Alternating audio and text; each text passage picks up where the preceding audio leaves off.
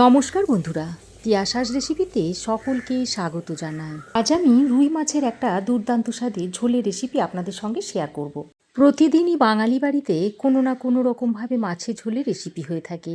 তবে রোজকার বাঙালি বাড়ির মাছের ঝোলের রেসিপি হলেও আমরা এক এক রকমভাবে বানিয়ে থাকি। তবে আজকে আমি এই মাছের ঝোলের রেসিপিটা যেভাবে তৈরি করব, এতে করে যারা কর্মসূত্রে বাইরে থাকেন বা নতুন গৃহিণী যারা রয়েছেন, তারা মাছ খেতে পছন্দ করলেও কেন জানি না বাড়ির মতো স্বাদ আনতে পারেন না। তাই কিভাবে তৈরি করলে একদম বাড়ির মতো মাছের ঝোলের স্বাদ পাওয়া যাবে, তারই টিপসহ আজকের মাছের ঝোলের রেসিপিটা শেয়ার করব। এখানে আমি 4 পিস রুই মাছ নিয়েছি। এবার আমি এই মাছের মধ্যে পরিমাণ মতো নুন আর হলুদের গুঁড়ো মাখিয়ে নেব। তবে যে কোনো মাছ দিয়ে আপনারা এই রেসিপিটা তৈরি করে নিতে পারেন। তবে দেশি পুকুরের মাছ হলে রেসিপিটা খেতে খুবই ভালো লাগে। মাছের গায়ে নুন আর হলুদটাকে খুব ভালো করে মাখিয়ে নিয়েছি। এবার আমি এটাকে 5 মিনিট মতো রেস্টে রেখে দিচ্ছি। এদিকে আমি ততক্ষণে মিক্সিং জারের মধ্যে দিয়ে দিচ্ছি কয়েক টুকরো আদা, একটা লাল কাঁচা লঙ্কা দিয়ে দিচ্ছি, আর দিয়ে দিচ্ছি একটা শুকনো লঙ্কা। এবার এটাকে পরিমাণ মতো জল দিয়ে বেটে নেব। প্রথমেই আমি কড়াই গরম করে দিয়ে দিচ্ছি বেশ খানিকটা পরিমাণ সর্ষের তেল। তেল ভালোভাবে গরম করে নিয়ে প্রথমে আমি কয়েকটা আলু ভেজে নেব। একটা মিডিয়াম সাইজের আলুকে আমি এরকম লম্বা করে কেটে নিয়েছি। এবার এই আলুর মধ্যে অল্প পরিমাণে একটু নুন আর একটু হলুদের গুঁড়ো দিয়ে আলুটাকে ভেজে নেব। আর আলুটাকে আমি একটু লাল লাল করে ভেজে নেব। গ্যাসের ফ্লেমটাকে মিডিয়ামে করে আলুগুলোকে আমি এরকম রং ধরিয়ে ভেজে নিয়েছি। এবার এই ভেজে নেওয়া আলুগুলোকে একটা পাত্রের মধ্যে তুলে রেখে দিচ্ছি।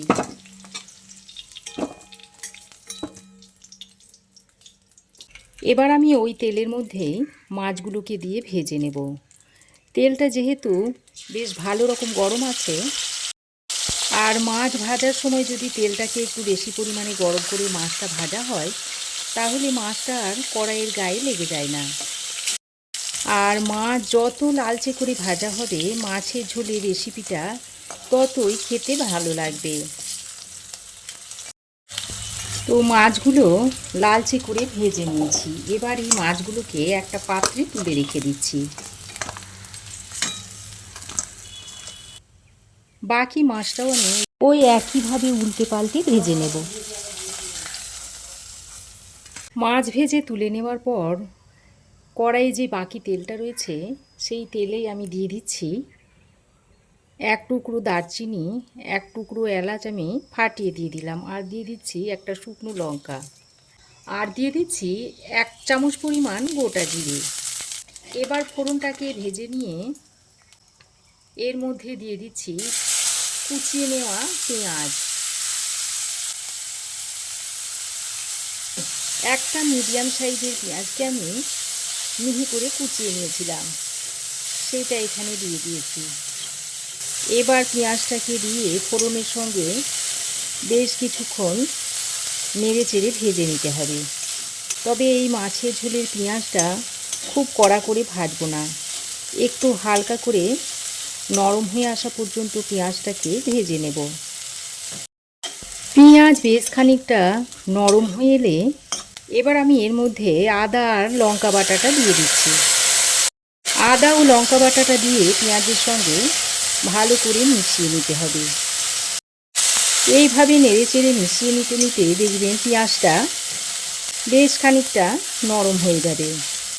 আদা ও লঙ্কা বাটাটা দিয়ে পেঁয়াজের সঙ্গে ভালো করে মিশিয়ে নিয়ে এবার আমি এখানে দিয়ে দিচ্ছি টমেটো বাটা।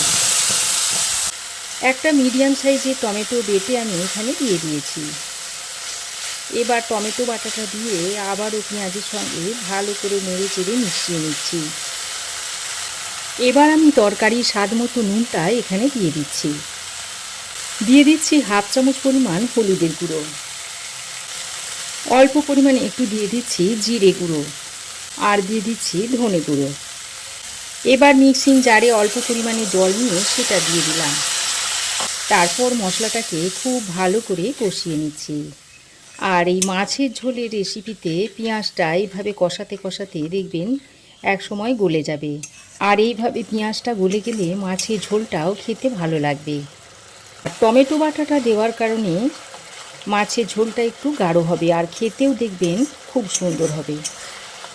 তো সব কিছুকে একসঙ্গে ভালো করে নেড়ে চেড়ে মিশিয়ে নিতে হবে।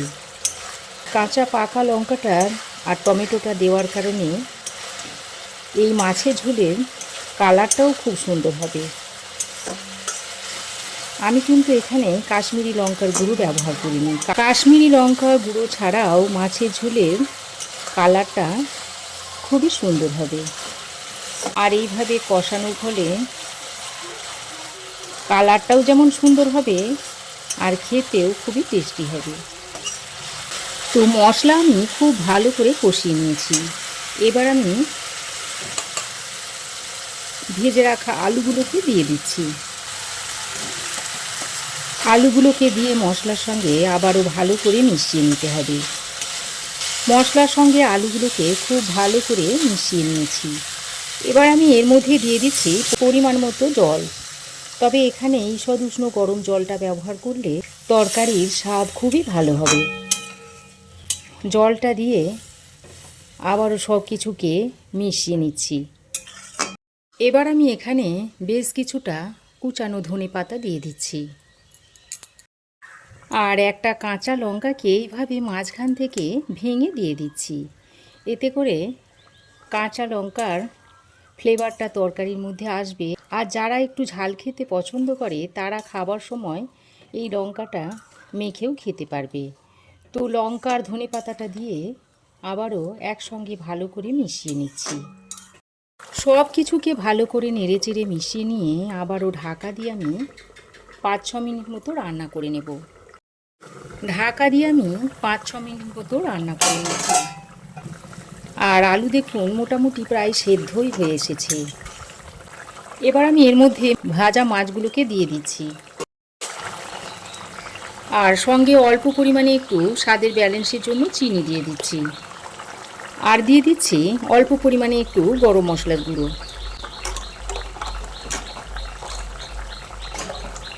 এবার মাছ, চিনি আর গরম মশলার গুঁড়োটা দিয়ে আবারও খুব ভালো করে মিশিয়ে নিচ্ছি। তারপর বেশ খানিকক্ষণ সময় ধরে আলুর সঙ্গে মাছটাকে এভাবে ফুটিয়ে নিতে হবে। আর মাছের ঝোলটাকে যত ভালো করে ফোটানো হবে মাছের ঝোলের স্বাদ কিন্তু ততটাই ভালো হবে।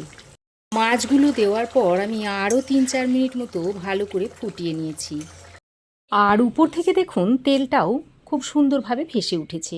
তাহলে বন্ধুরা, যারা বাড়ির মতো মাছের ঝোলের স্বাদ পেতে চান তারা এইভাবে তৈরি করে নিতে পারেন।